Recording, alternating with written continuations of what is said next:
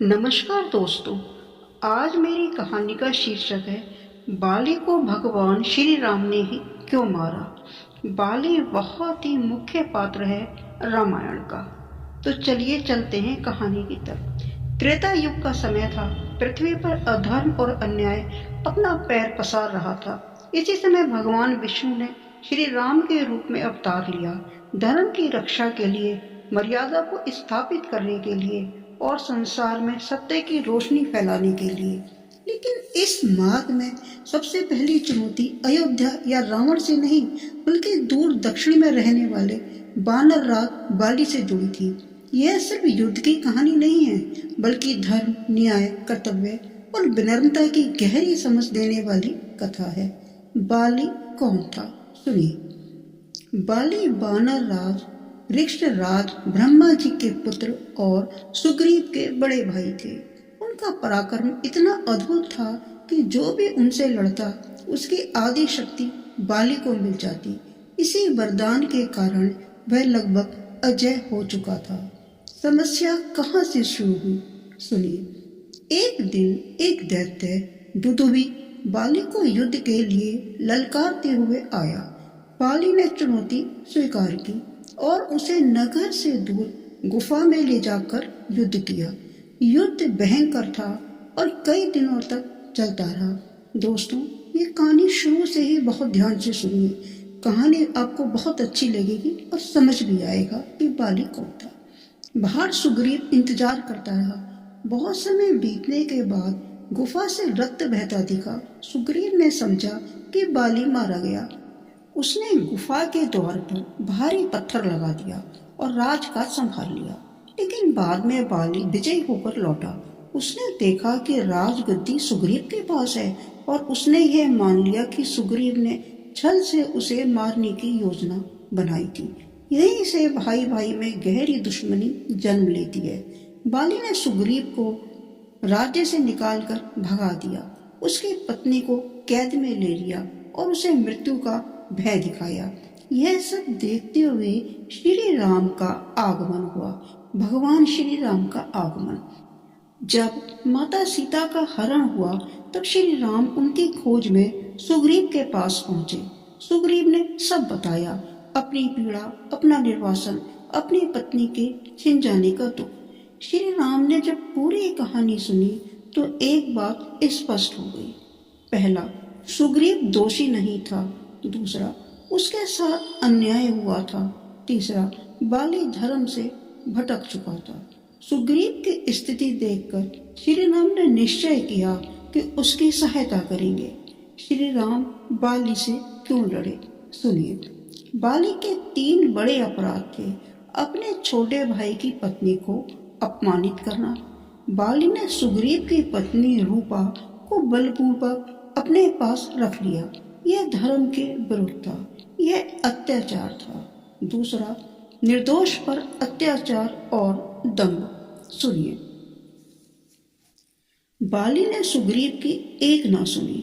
उसने स्पष्टीकरण पर विश्वास नहीं किया, बल्कि अहंकार में भरकर उसे मारने का प्रयास किया। तीसरा, वरदान के दुरुपयोग से प्रजा भयभीत होने लगी। कैसे, सुनिए। बाली अपनी शक्ति का प्रयोग न्याय के लिए नहीं, बल्कि क्रोध, शंका और दंभ में कर रहा था। धर्म कहता है जिस रास्ते से अन्याय फैलता है उसी रास्ते उसे रोका जाना चाहिए। इसीलिए भगवान श्री राम का हस्तक्षेप आवश्यक था। श्री राम ने सामने आकर क्यों नहीं मारा, यह सबसे महत्वपूर्ण प्रश्न है। अब आप इसके बारे में सुनिए और ध्यानपूर्वक मेरी बात को सुनने की चेष्टा करें। बाली को वरदान था, जो सामने आएगा उसके आदि शक्ति बाली को मिल जाएगी। यानी जब युद्ध में जो बाली से लड़ेगा उसकी आदि शक्ति बाली के उसके पास चली जाएगी। यदि श्री राम सामने आते तो युद्ध लंबा चलता, श्री राम की शक्ति आधी हो जाती, समय नष्ट हो जाता, सुग्रीव की सहायता रुक जाती, सीता जी की खोज देर हो जाती और सबसे बढ़कर जो बात थी, अधर्म का नाश परिणाम से तय होता, प्रदर्शन से नहीं। श्री राम ने क्या कहा सुनिए। जब बाली मरणासन पड़ा था, उसने श्री राम से पूछा, हे राम, आपने मुझे इस तरह क्यों मारा? क्या यह धर्म है? तब श्री राम ने नीति और धर्म का एक ऐसा उत्तर दिया जो आज तक अमर है। श्री राम बोले, हे बाली, मैं एक राजकुमार हूँ।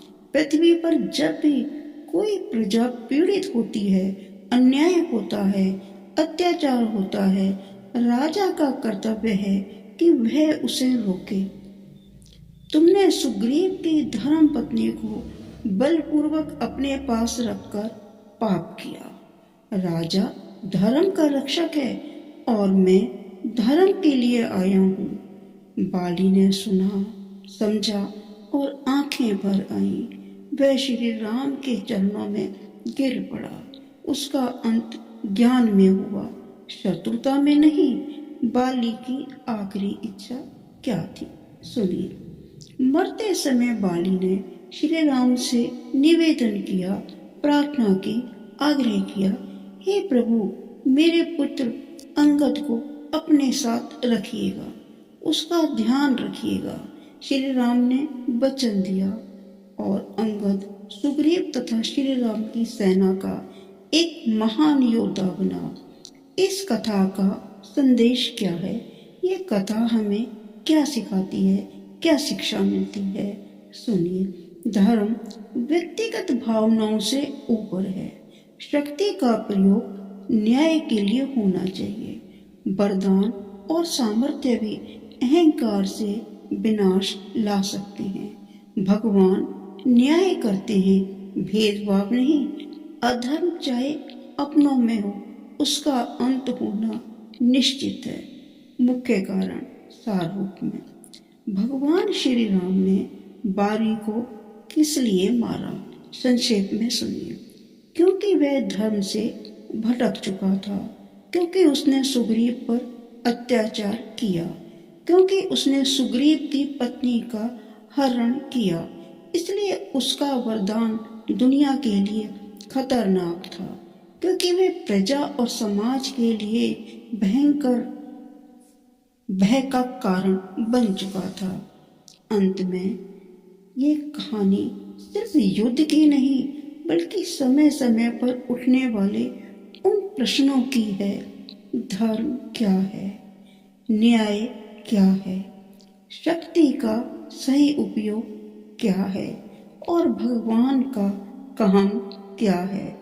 श्री राम ने बाली को नहीं मारा, बल्कि अधर्म को समाप्त किया।